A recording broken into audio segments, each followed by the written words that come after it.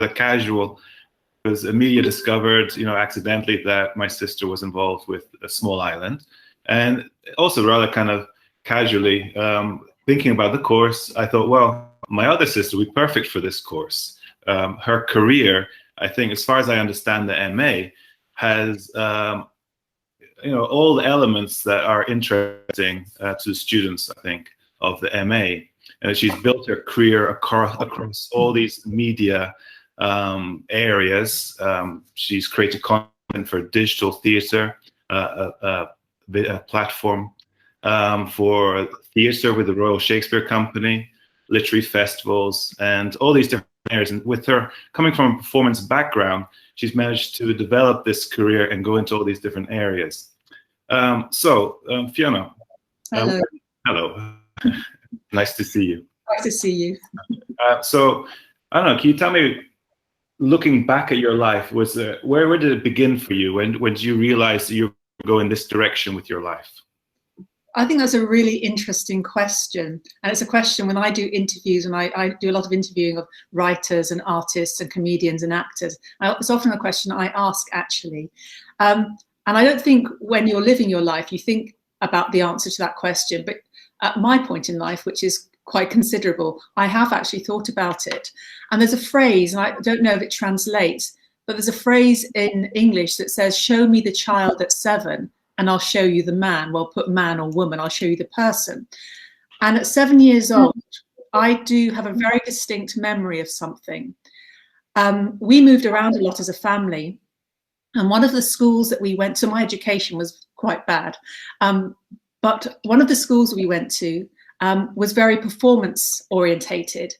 And we, as young children, were asked to create school assemblies, so school entertainments. And lots of the kids didn't want to do it. And I did want to do it. And I have a very clear memory of gathering a group of friends, perhaps 6 friends, and creating a dance to a piece of music. And it was a classical piece of music. It was the Planet Suite, and the section was War. It was Mars, yeah, War. And I cut up crepe papers to make streamers. I got everybody dressed in blue and red and choreographed a dance and put it on in front of the school. I did that at 7 years old. At 7 years old, that was me pulling together other people who were much better dancers than me, much better performers than me, and persuading them to stand in front of the whole group of people and show talent. And basically, and tell a story. And basically, I think I've been doing that most of my life.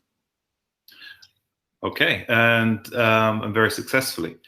So tell us about your early kind of formation in terms of studies. So when you left school, I mean, after always being involved in theater in school and high school, as I remember, you trained as an actress. So you want to tell us a little bit about that?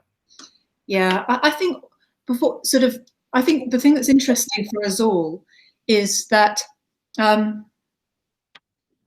we sort of travel through life and we think we're making sort of conscious decisions.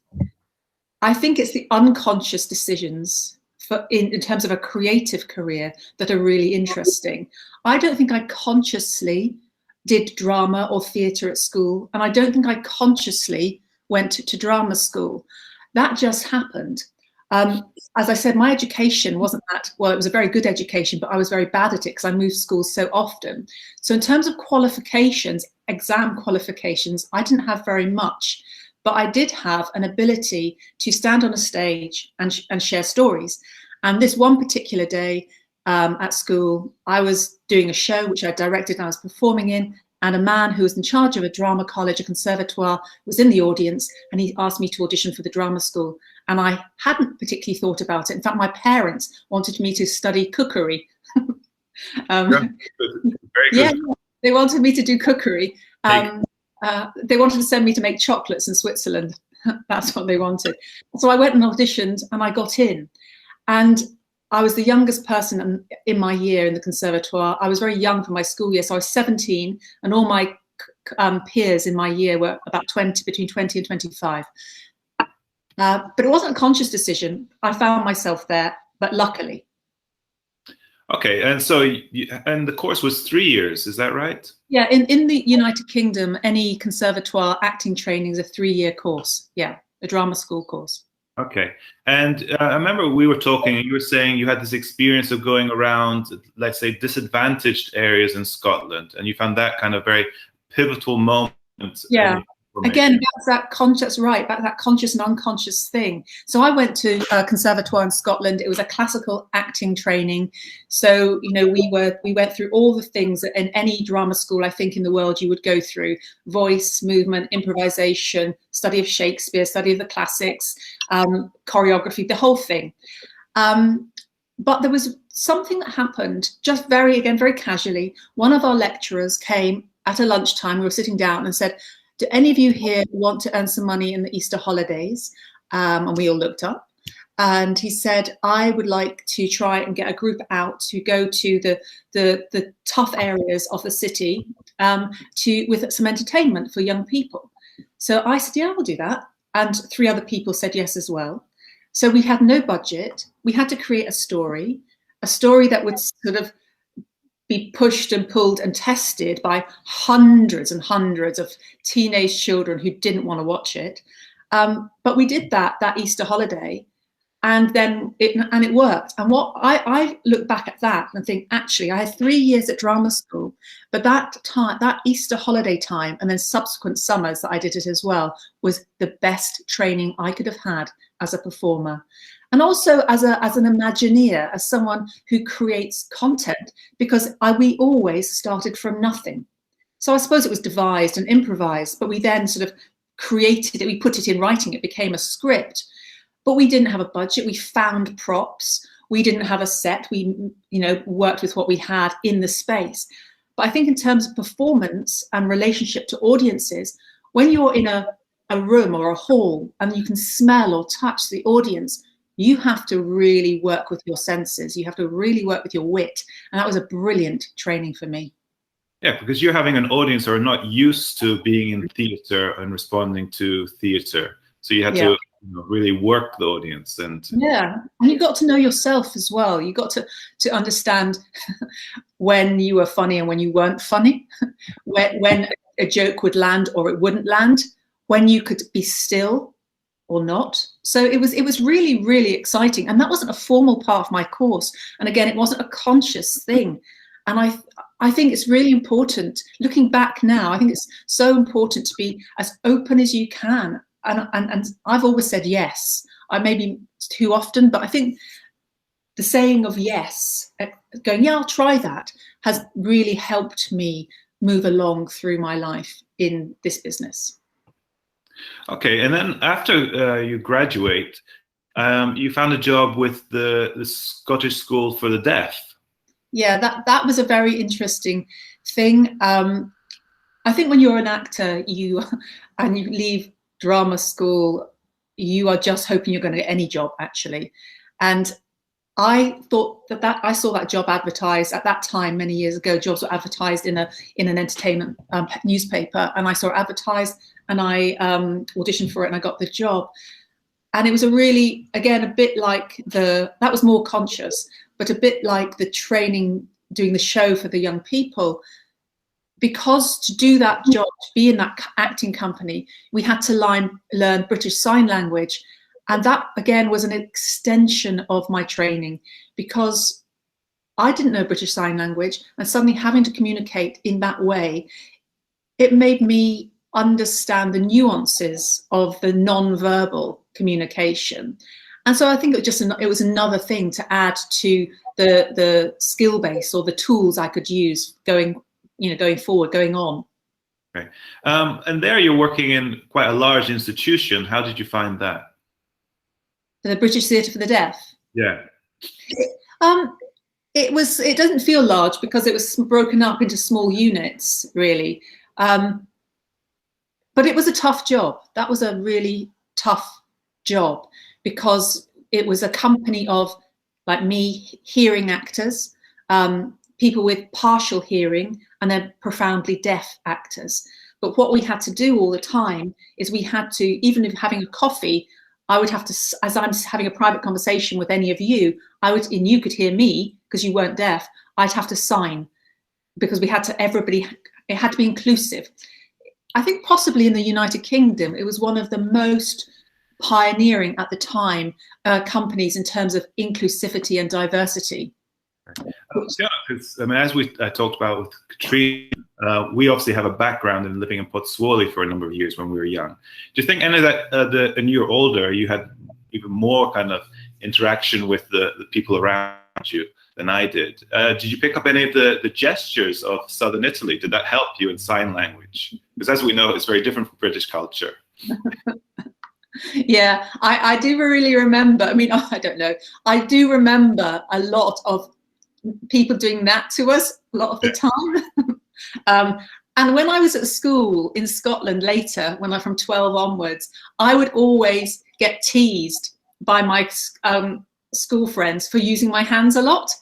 And I think that's really interesting.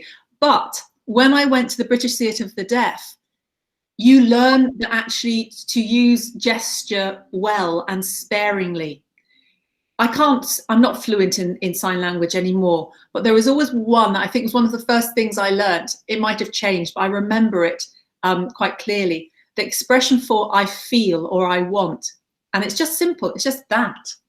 And I just love that, you might not be able to see me, but I just love the notion of, because that's your heart and it's coming from your heart. You know, this is my heart, this is what I feel.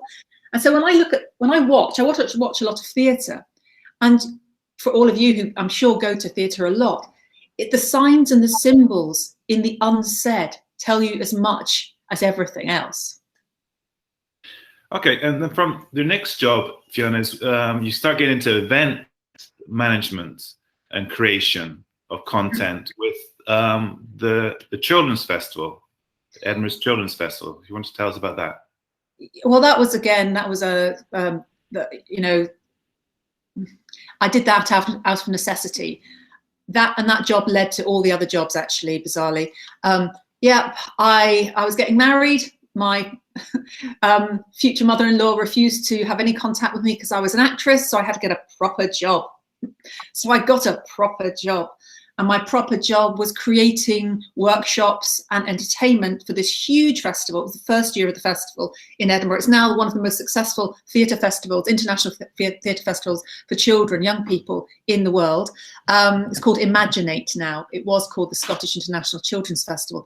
And my job was to create that content and put it into the programme, and also to work with all these international companies and help them shape workshops. So going back to that drama school time, that Easter holiday job, suddenly, because I'd done that Easter holiday job, I was able to do this job.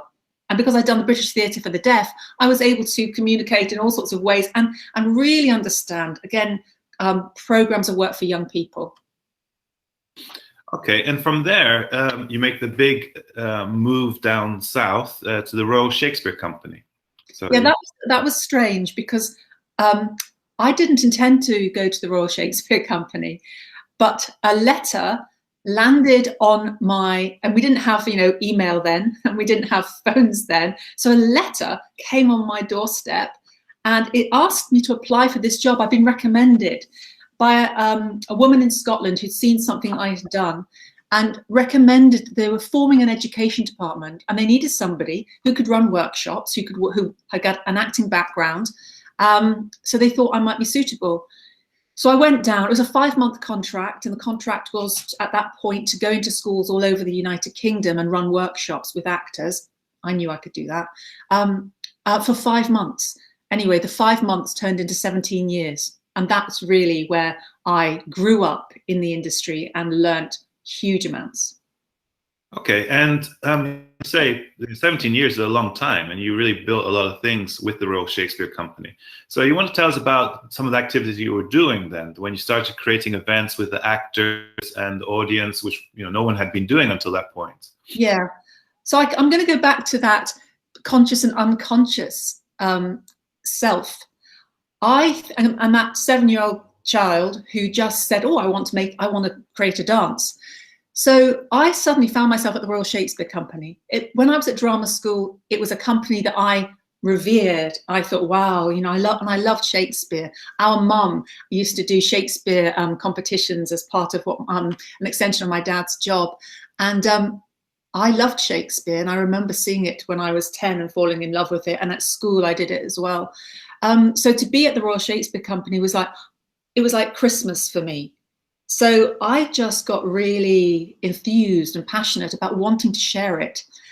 And I didn't really think of what I couldn't do. I didn't really think of like health and safety. I didn't think about budget. I just thought about ideas. I just thought, well, gosh, look at this space. Look at all these things. I mean, I did initially at the company, I traveled all over the world running workshops. So I created workshops, practical theatre workshops on every Shakespeare play, 3 3-hour workshops a day in schools, in community centres, in prisons, in shopping centres, in America, in China, in Japan, in France, in Spain, in Scotland, in England, all over. When you're doing that day in, day out for 3 years non-stop, that just pulls a muscle, that stretches you, that tests you, that teaches you. And then I just thought, I was really tired of the driving around and the traveling. So I thought, why not just do work on stages? So they hadn't got any work on stage. And I suggested that they might want to create events before the shows or events after the shows, and just simple things at first. And they asked me to prove it would work. So I had no budget again. I created a season of work. And at the end of that season of work, they gave me a budget, and then that just began to fly. And we expanded from, it was just me again, but expanded from, walking on stage and just talking about or demonstrating aspects of a show in front of mostly thousands of people, to huge, I did big fashion shows and big comedy events and big music events, but all linked to theatre. So the fashion show was actually to show theatre couture, but I wanted to clash it with modern sort of fashion and clothes design. So I created a proper catwalk, I scripted it, I had it lit and all that sort of stuff, employed all the theatricality that the RSC, the Royal Shakespeare Company, could give me. And I had men in women's clothes and women in men's clothes, really sort of playing to the Shakespeare theme. And those were really popular. That was in Stratford, London and New York. And I did similar things with music and comedy as well. So I just really like seeing what's possible, I think. Okay, and to organize an event like that, how long, what's the time frame? How long's a piece of string? I mean, actually, you could plan something like that forever and ever, and it might not turn out as well as it might if you planned it very short. And usually I would have less time than is ideal. But that's good, actually, because sometimes people don't want to, I would always work with actors. They don't want to commit too far in advance. But if you've got certain things in place, key fundamentals in place, then it will work. Okay. And from that, creating these events of, from your own initiative, you're invited to become a creative producer with the Royal Shakespeare Company. Yeah, I think what they did, they saw me as a maverick. They saw me as, I was described as a creative hybrid, or the artistic director at the time described, not very flatteringly, but it was meant as a compliment, as I was like an amphibious tank, or sort of stealth-like. I could go under, I went under the radar all the time, and I managed to persuade people to do things that you wouldn't imagine them doing. And they wanted to harness that. They wanted to harness that energy. But the moment you harness that energy and institutionalize it, it changes. And then suddenly I'm going to meetings that I don't really want to go to. I'm sitting on committees that I don't want to really sit on, and the work changes. Okay, in fact, because this is the culmination of your 17 years. And I remember you were expressing some frustration, which you just said now. Yeah. And so then you made the big decision to go freelance and to do what you're doing, but do it privately. Yeah, that was a big decision. And that was in 2008, just when there was a massive recession worldwide, but very bad in the UK. But I'm not really, I should be more aware of all these things, but I wasn't. I was just aware that I needed to leave, and I left. And I was very lucky because I met somebody, and this is a slight detour, Robin, but it's quite an interesting one. When I was at the Royal Shakespeare Company, they asked me to produce a show for a man called Felix Dennis. Felix Dennis was a very successful global publisher who fancied himself as a poet. And he had a lot of money. And the Royal Shakespeare Company wanted his money. They didn't want him, but they wanted his money. So they asked me to look after him and put on a show. And Felix's deal was, you do my poetry with amazing actors and I'll give you my money. So I did exactly that. I brought in A-list actors, created an amazing show in our theatre. Again, that went to London and went to New York, and it was really successful. I raised a lot of money and he gave us a lot of money. Anyway, because I worked well with him and he realized that the others didn't want to work with him, he took me under his wing, and he was a brilliant businessman. And he said, he gave me, when I left the RSC, he asked me to do something. He asked me to write a series of questions. What can I do now? What do I want to do now? What do I want to do? And there were another few questions, but those 3 questions are really interesting, because what can I do now? You think, I've got to earn money. What can I do now? What do I want to do now? That's less panic than just earning money. And what do I want to do is much more aspirational.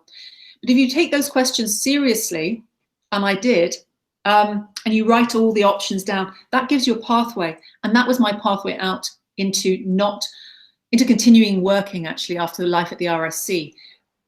What can I do now was, I can teach workshops. I can work at Warwick University in their theatre department, which I did. I actually had a freelance contract, and I taught Shakespeare workshops. So that was, what can I do now? What can I do? Yeah, I can teach. I can do coaching, executive coaching, which I was beginning to do.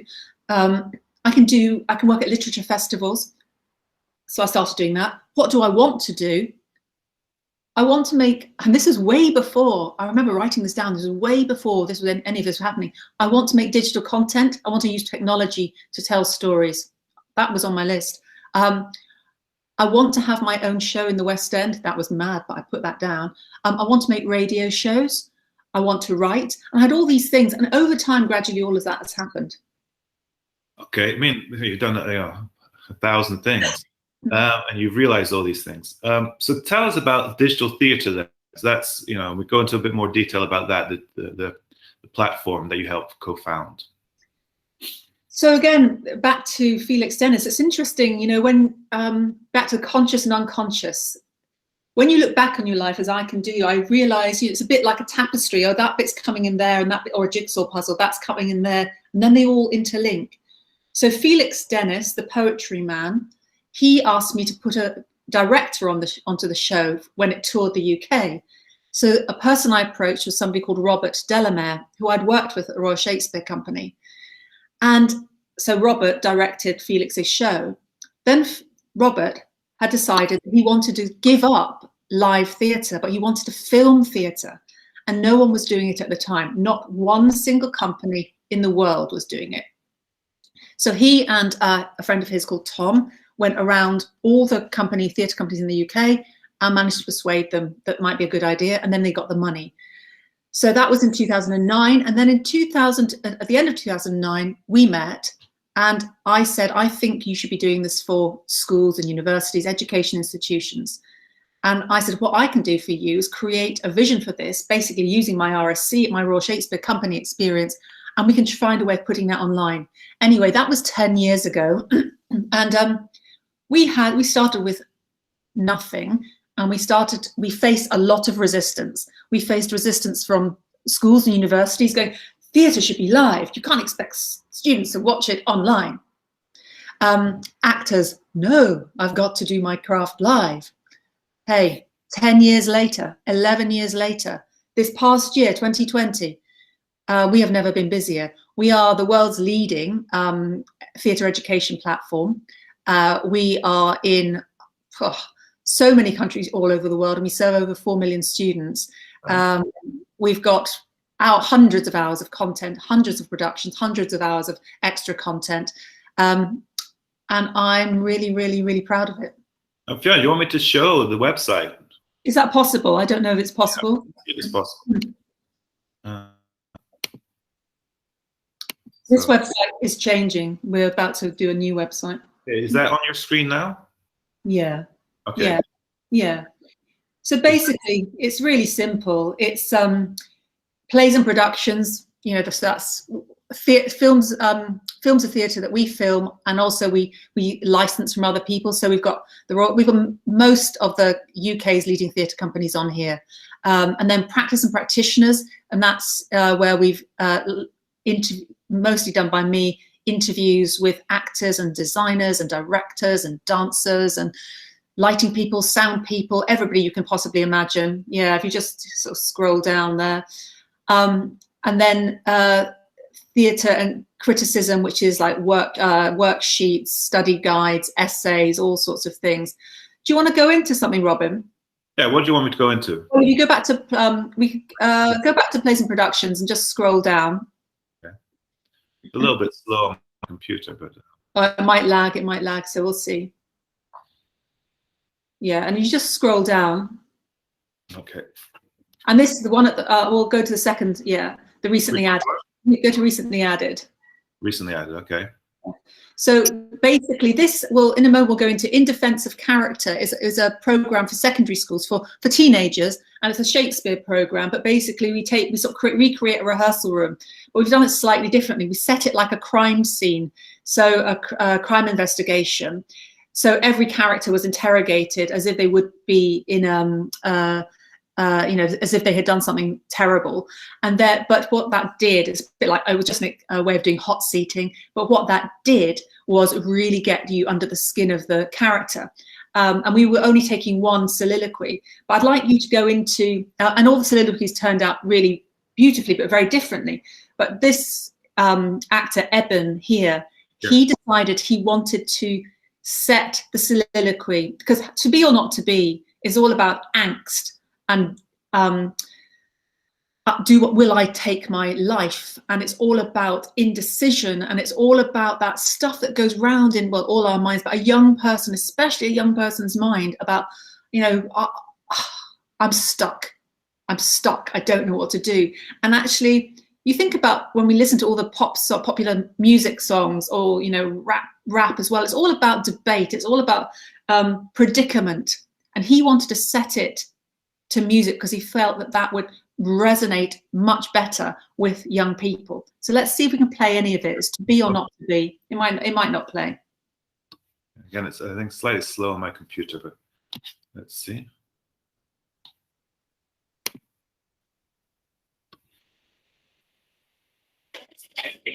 Is there any sound? You can't hear the sound. No, I can't. No. Okay.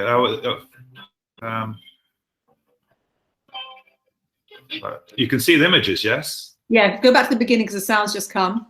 Okay.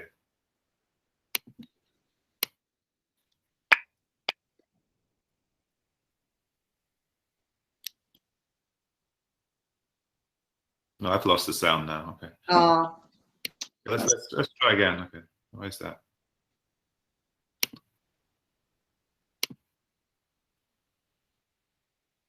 That's a shame. No, there should be sound here, you see. Okay. I had sound and it disappeared. I don't know why that is. Well, let it settle. We can maybe come back to it. Okay. Anyway, this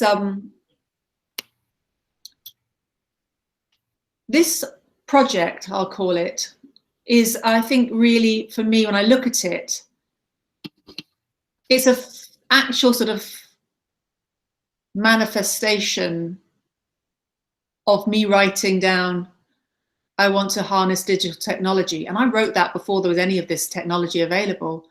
I think it's also, you know, it's also for me, when you love something, and you're all on your course, I'm sure, because you love the subject. You wouldn't be on this course otherwise. You'd be doing something far more sensible, right? You must be doing it because you love it. When you love something, I think there's just an energy that happens and you can't stop yourself doing it. If you'd asked me 10 years ago, do you think digital theatre is going to be successful? I wouldn't have been able to answer that. All I knew is I just wanted to do it. And I kept doing it. It's a bit like a writer who writes books. They don't write to be successful. They just write books. I think that's the key to it. You just do it. And I'm very proud of this. And what about, so you've, I mean, it was UK based, and now it's become more global. You have in America, where else? Yeah, we've got a London office. Well, we haven't got a London office anymore because everybody's working from home. But we're based in London, but we have a base in Chicago and Manchester in UK and Atlanta in America. Yeah. Okay. What's the vision for the future of digital theatre then? How would you like to increase it? Well, the vision of it is you know, it will expand massively, and I think what it will do is, and I don't think I will be, I think I'll step out at this point. I think it'll expand into other humanities subjects. I think it will, this is for English theatre, English literature, English language, drama, theatre, performance. It can be used across other subjects, but not very specifically. But I think the company will expand more widely into like history, maybe music. And so it covers a broader range of subjects and become really, really very tightly aligned to courses and curricula and all of that. At the moment, it's a joyous world of, it's like backstage, it's like being on stage, going backstage, it's introducing that world through artists and their artistry, and that's what the original vision was, and people love it for that because it's sort of unique, but I think that will change.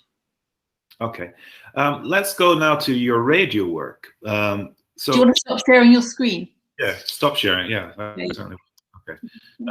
And so why did you want to get into radio? There's obviously parallels with the world of theatre and so on, but it's different. That's a really interesting one to think about for me.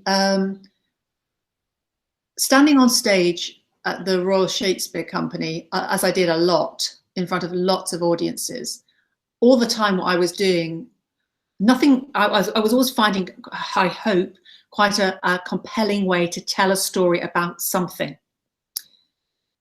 At the same time, I was also on other stages, big literature festivals in the United Kingdom, on huge stages in front of like mainly 2,000 people, trying to create entertainments about, maybe with a writer or a comedian, telling stories, ideas. And when I left the Royal Shakespeare Company, BBC Radio 4 was the main place where you could do that in broadcasting. And I just felt I'd really like to try that. I didn't have a history in broadcasting at that point, but I did know somebody who I had brought in at the Royal Shakespeare Company who was a broadcaster. So he introduced me to two producers who were very cynical. And I remember now having the lunch with them, and they stared right through me and said, "You've never done this before. Why would we take any of your ideas?" And I just remember that look. And I thought, well, you don't have to, but I'll write them up and see what you think. Anyway, I wrote them up. One idea was called Character Assassins. And it was looking at the psychology of the relationship between writers and a character that they have in a series of books, and then why they kill them off. That was always interesting to me. And the other idea at that point was called Creative Forces, and that was looking at people like me who work in the entertainment industry, who spent their formative early years moving around a lot. So that was me working with some actors, some entertainers who've also had that experience. There are a lot of people in entertainment whose parents have been either in the military service or the diplomatic service, or another service where the children have moved around, and it's very interesting that. Both those ideas I presented, and they went straight to commission, and I made them. And making radio is really interesting because the story actually you have to really think about that story you're telling. And it's essentially, might be an idea you've got, but the idea can't just sit with you. You have to think about how it's heard all the time and what you want the audience to feel all the time. So going back to that training, that Easter holiday work I did when I was at drama school, thinking about how the audience feel, realizing what they might feel, that was really useful for the radio work. Are there other ideas you'd like to put into the format of radio? Yeah, I've got one is in development at the moment, which is possibly my most risky one to do and most personal one to do, which is, you probably, I don't know how well you can see my skin, but I've got freckles all over my body. I've got more freckles than anybody else I've ever seen in my life. Maybe Robin has as well, but I've got far more than Robin. That's not a competition, but I do. Anyway, freckles. It's called Freckled. It's a program about skin. It's a program about skin that is marked. It's a program about identity. It's a program about the right other people have to comment on other people and invade their personal space. It's a program about acceptance and identity. Yeah. So that's actually in commission, but it's not going to be made quite yet. Okay. I don't know, you want to talk about the process of getting commissions, and then so you just write the idea to this person. I mean, how does it happen? So what happens is you can get, I mean, I got lucky when I first started, because my friend introduced me to two really good radio makers, and they had a producing company. And then because the shows went very well, I could then go to other production companies. And then you start to talk to producers about ideas, and they are working with the people at the BBC.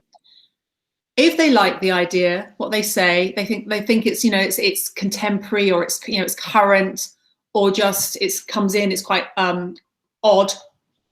They'll ask you to write 200 words. So you have to get the essence of your idea in 200 words. And then if that gets over the line, they'll ask you to write a bit more. And eventually the most you have to write is probably 2,000 words. If you get really lucky, you can just write 200 and then it's commissioned. That's what happened to begin with for me, which was brilliant. And that's happened several times. That last idea I've just described, I had to write almost the whole series. But it's good. It's you do it because you want it to get on. You do it because you believe in the idea. The other thing that somebody told me is always make sure you write your idea so that only you can tell it. That's important. Only you can tell it. Because as we know, everybody has ideas. No ideas are particularly unique, but the unique thing is how it relates to the person who's telling it. Okay, let's go now to the literary festival work that you do. So you want to talk about that? Well, I don't do so much of that anymore, but that was a really wonderful transition experience when I left the Royal Shakespeare Company. Again, a really brilliant training. Because I was on stage a lot at the Royal Shakespeare Company, people at big festivals need people to walk on stage who are comfortable and confident about that, and I was. So I would be, there's a big festival in the United Kingdom called the Hay Literature Festival. In fact, it's all over the world now. So they would ask me to go on stage at all times of day with all sorts of people, broadcasters, religious people, very famous performers, and create an entertainment for 90 minutes, an hour and a half. And people would pay a lot of money. And my responsibility was to make sure that that was money well spent for them. Again, think about the audience. Okay, so you say you're interviewing writers, performers, so actors or also comedians. Are the different professions create a different kind of interview? Yeah, definitely. You have to think about so many different, with that sort of occasion, I feel you have to think about lots of things. You have to think about, firstly, who is your guest? So there's a difference between interviewing a journalist who's written a book about death to interviewing a comedian who's written a book about sex. And there's a difference between that interview being on a Monday at lunchtime and the sex interview being a Friday at 9 o'clock in the evening. And the audience coming are different. And I've got to be different as well. I've got to create a different occasion for each of those. Okay. And what would you do with a guest who's difficult, who doesn't want to speak very much? Yeah, that's interesting. I think flattery is quite a good ploy, right? I've never really, I mean, people, those guests are there because they want to sell books mainly, or they want to, you know, promote something. So they do mainly want to speak, but you get some very grumpy. I've had some very grumpy people or very aggressive people, and you've got to try.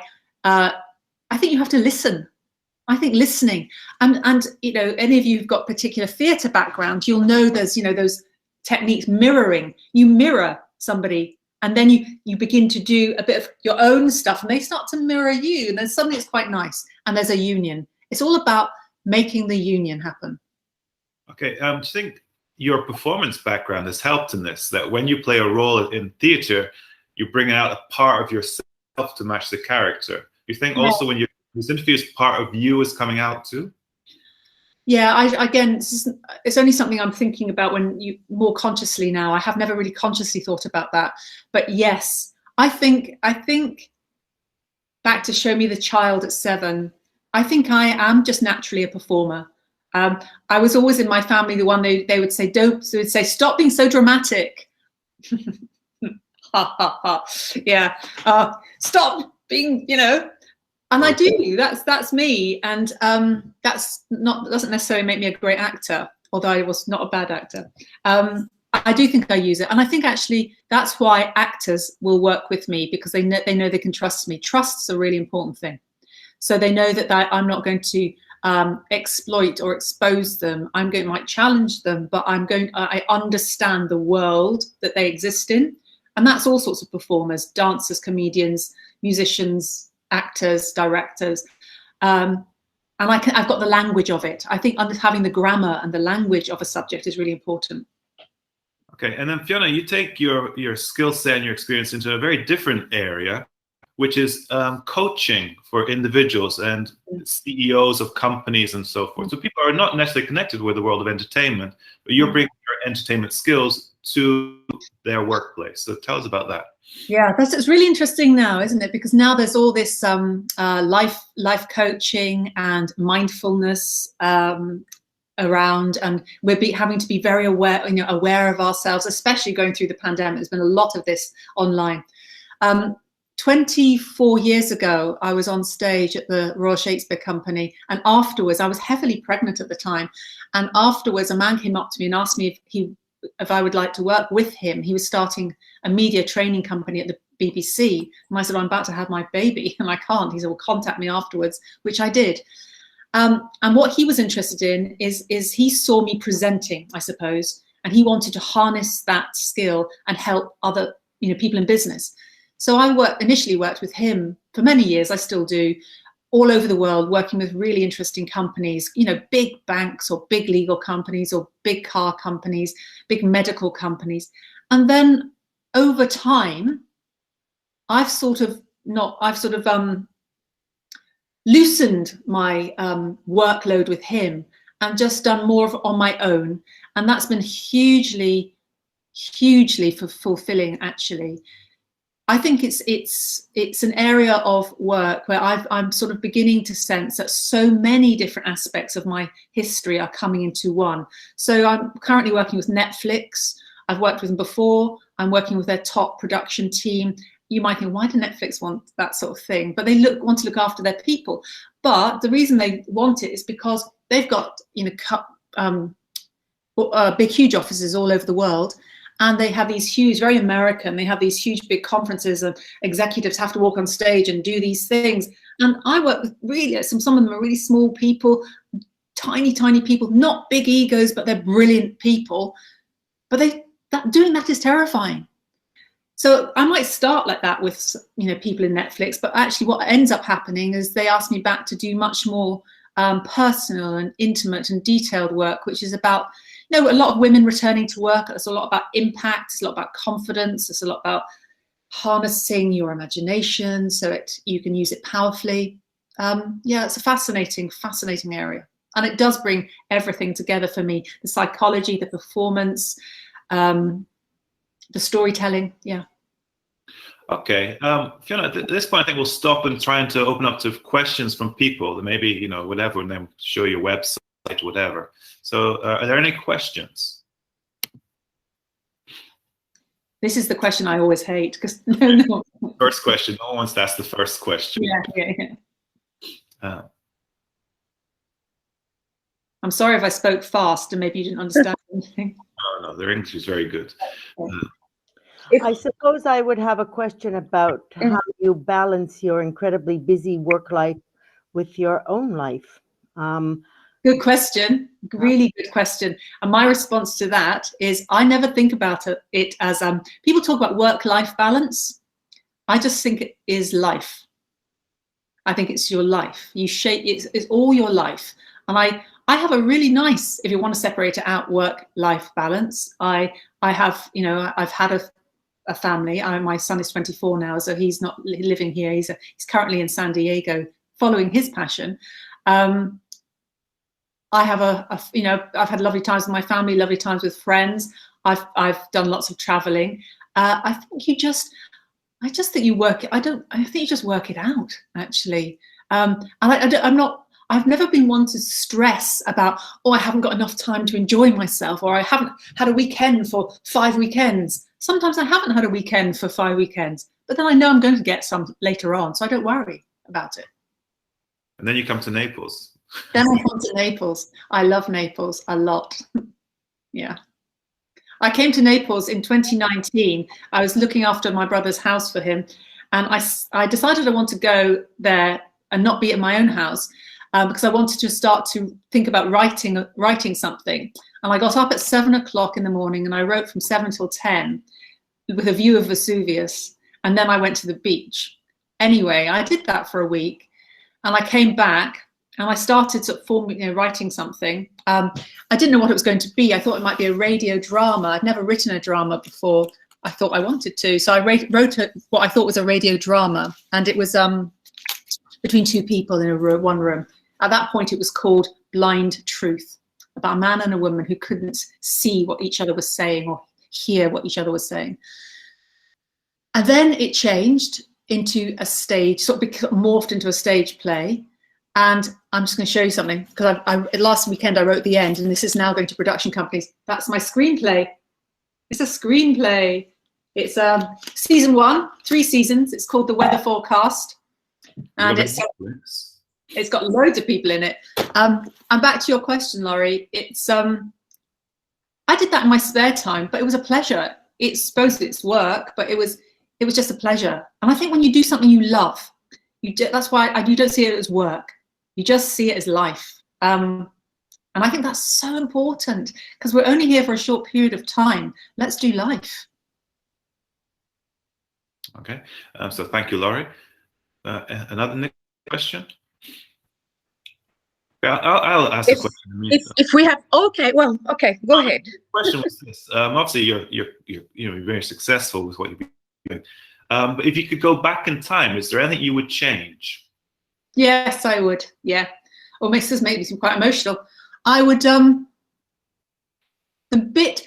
I think in everybody's life, there's a crossroads moment. Would I change it? Actually, no. I'd maybe review it. There's a crossroads moment. And my crossroads moment was when I met my former husband, the father of my son, and he said, let's get married. I'd known him for 6 weeks. Mad. And but I loved him. So I said yes. And his family refused to speak to me because I was an actress. So I, at that moment, was acting really successfully.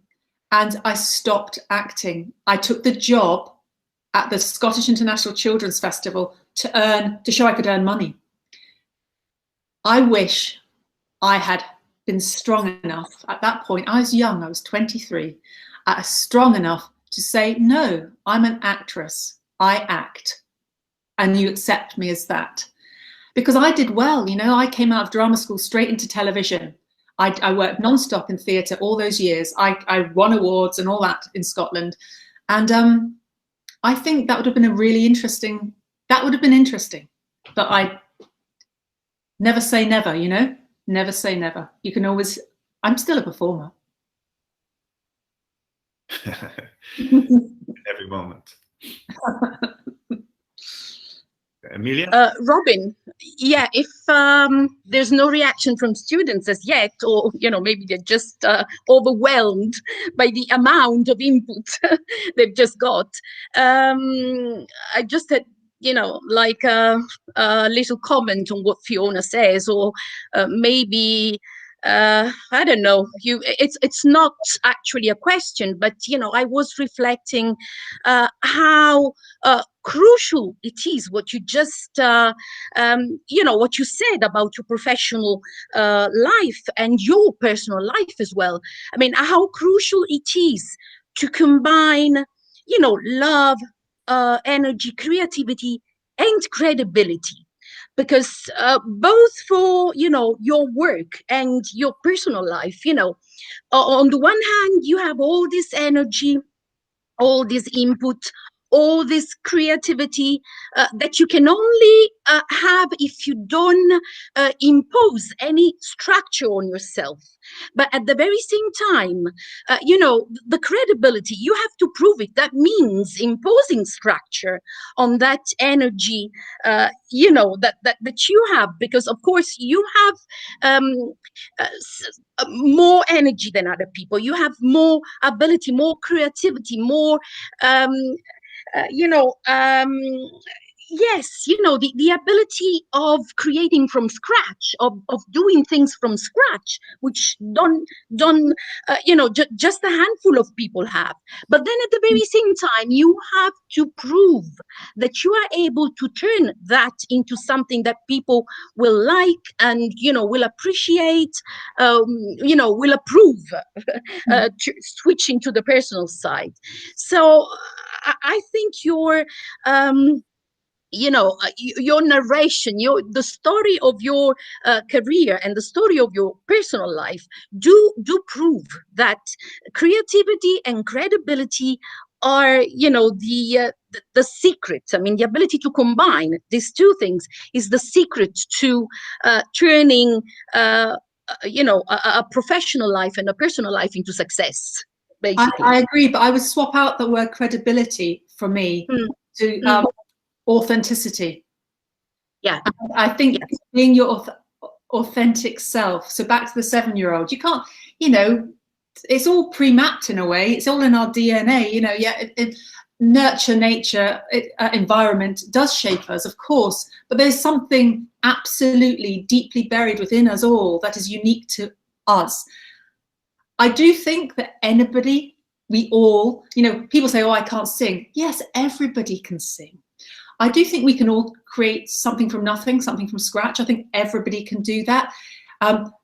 Back to the poet, the rich man, Felix Dennis, he said everybody has an idea, but the difference is those people who just can't stop themselves doing their idea. Yeah, you just... Fiona, that leads me to the question. What advice would you give the students on the MA who are about to enter into the world of entertainment, so embarking on their careers?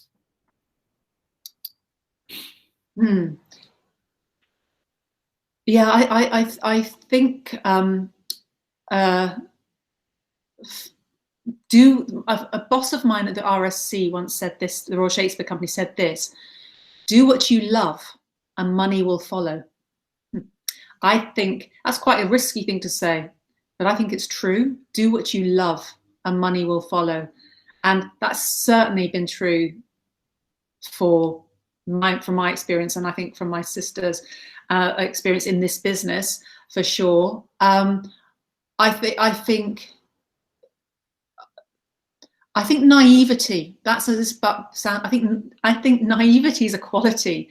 I think I'm quite naive. I'm not young anymore, but I still think there's lots of things ahead. And people will look at me, you know, even my friends will, oh, Fiona, why are you thinking about that? You should think about stopping now. I think, why? I still can do this. I still can do that. Maybe that's a naive thought, but that naivety, that not worrying about what people are wondering, of just trying to do the thing really well, is a good thing. And also not being frightened to ask. Don't be frightened to ask people. If you've got you know, people ask me things now, and I think, good for you for asking me, for coming and asking. I'm working with a woman at the moment who's a bit younger than me, not much. She's got an incredible personal story, And I was doing some training work into how to turn ideas into commissions with a group of people, just doing it free during the pandemic. And she had 3 brilliant ideas, and she asked if she could work with me after the course. And I said, yeah, of course. And those ideas are now sitting with the National Theatre of Great Britain, one of them, and one of them sitting with a film company, one's with a radio company. And it's just because she asked. Just don't be frightened of asking. Don't think, my son is, he's very good at filming and very good at taking photographs. He's terrified at showing them and terrified of asking for support. I go, why are you terrified? Because you're better than, just ask. And people will say yes, or people will give you advice. That's what I did with the radio stuff before I'd start. So don't be frightened of asking. Don't question your judgment. Do what you love and money will follow. And think of it all as life. Well, anyway, I think that just related to what you are just telling us, I think you are a little bit child-oriented, and I think that you've never lost your touch with young people, and also this idea of digital theater, I mean, is something very young. So I don't know what do you think about, but maybe that the experience with a children's festival really inspired you and is alive. I can leave you with this really lovely, this is a really nice phrase, it's not mine, but when I was at the Royal Shakespeare Company, I worked with an amazing woman. She's sadly no longer alive. Her name is Cicely Berry, and you might have heard of her. She was a voice guru all over the world. And I used to work with her a lot. We used to go into work in prisons together. And so we spent a lot of time in the car together. And she said to me once, when you're born, you're like a full orchestra and you can play every single instrument. And you think about that, it's true, full of potential. And then you get to maybe 5 when you go to school and a few of the instruments get taken away. And by the time you get to your high school, a few more instruments get taken away. And by the time you get to university, it's a much smaller orchestra. And then you get to a certain other point in your life and you realize you're playing an instrument you don't even like playing. It's really important to try and maintain your orchestra and play all the different instruments at the right time, in tune. Thank you so much. So students, remember, first love and then money. Thank you. Anyway, that was really interesting. It was really inspirational. So thank you for your words. You're very welcome, Gloria. No questions? No questions? So... Laura, do you have another question? I know you're always enthusiastic to participate. Well, I think another keyword was context, contextualize. You said listen. If you listen, carefully enough, then you'll be able to contextualize, to adjust, to respond to, because you said you have to be unique. I mean, what you offer has to be tailored to the person who's asking, to the firm who are asking, or whatever. So the other keyword I think that came out of this lecture was listen and contextualize and adjust. Yes, Fiona? Yeah, I think that's true. I think listening is really hard. I think, and sometimes I don't listen very well. But listening is key. Yeah, listening is, I think, being able to, and it's not just, as you know, it's not just about the words, is it? It's about so many other things as well. And listening to yourself too, trusting your judgment. That's really important. Trusting your instinct, really important. And sometimes I've got that wrong, but instinct's really important. And also in an interview, you talk about transportation, and I like this a metaphor, theater and transportation. This is what you are doing also now, because you transported to a younger and culturally different audience all your digital content, but not only digital, human and professional. Yeah, that's really interesting. I think all the time when I'm making content, I'm trying to again think about the audience, but maybe a better way of saying that is try and sort of, it's human to human, meet on a human level. We are human beings, sentient human beings. And a very special one, really. Oh. Robin, you are so lucky. You have two fantastic sisters. Thank you so much. I say next time my father. Okay, okay. We're very lucky. We have a fantastic brother. We are here waiting for your family, Robbie. We're very happy to participate.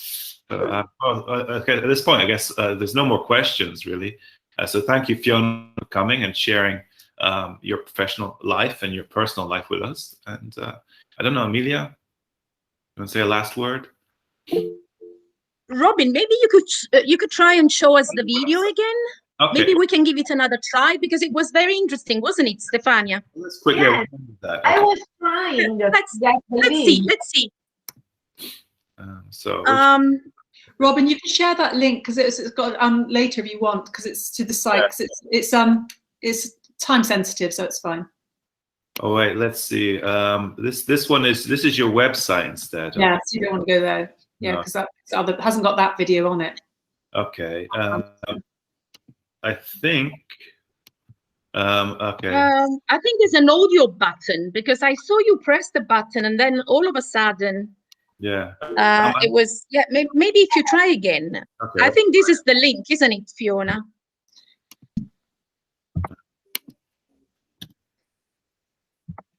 Yeah, Plays and Productions, there you go. That's it. I don't know why it's rather slow to show, but okay. And go down. Yeah, that's Hamlet. Yeah. Yeah, go to that one. Yeah. Yeah. See if it works. Otherwise, just send the link, and because it will last for to the site, because it'll last. You're changing the site, aren't you? Huh? You're changing the site. Yeah, so this is okay. This is not. You see, there's a second button, Robin. Yeah. Bottom right, bottom left. Bottom left. Okay. The volume. Okay. Yeah. Maybe if you click on the so simple. Okay. Yeah. So click on that, and you go back to the beginning. Oh, you went back to the beginning as well. Yeah, because it's otherwise you won't hear the music. Okay. So and how do I get? This is the. Yeah. Okay. It should be okay now. Go right back to the beginning of the soliloquy. So which is what? Zeros. Right at the beginning. Yeah. I'm not changing the volume here, am I? No. No, you're not. Go. Oh, that's fine. Okay. You put it down. You put the volume down again, Robin. Okay, that's it. Okay. That's it. Yeah, go. Oh, it's lagging. I wouldn't play it because it's lagging. To be or not to be? Yeah. That is the question. Yeah, it's lagging. In my mind, soft. Okay, because for my screen, it's actually in sync, Fiona. Oh, okay. Okay. I don't. For Amelia, is that? Can you see? Is it in sync with the words? And it is lagging. It is lagging, slightly lagging, but it is lagging. Yeah. Send the link round to people, to the whole site, so you can explore it yourselves. Okay. Hopefully, I'll put this onto the chat now. All right. And okay. All right. Well, thank you very much, Fiona. You're very welcome, Robin, and thank you very much for having me. Nice. I hope that made some sense. Thank you. It was wonderful. So, nice to chat to you all, and to think about things that I don't normally think about. So. And when you plan next to be in Naples? When we're allowed. Yeah, I went to London on a train for the first time in 6 months yesterday. That was good. I'm still here, so yeah. Hopefully soon. Okay. All right. So we'll say goodbye at this point. So Goodbye. I've got to go to a meeting now. Okay. Okay. Bye. Bye. Thank you. Bye. Thank you so much. Thank you. Bye. Bye. Thank you. Okay. And I'll say goodbye at this point to Amelia. Okay, so goodbye, and Stefania, and everyone else. Bye, Robin. Bye. Thank you. Bye. Bye, Amelia. Bye. And see you next week. Bye. Bye.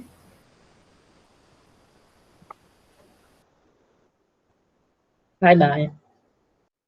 Bye. Sta ancora registrando però.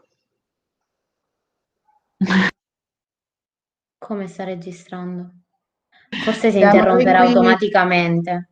Noi siamo gli irriducibili e quindi ci sta registrando che stiamo ancora qua sopra. La mia testa questa mattina è bellissima. Un saluto a tutti quelli che ci stanno ascoltando. Buonasera. Ciao. Ciao. A tra poco. A tra poco.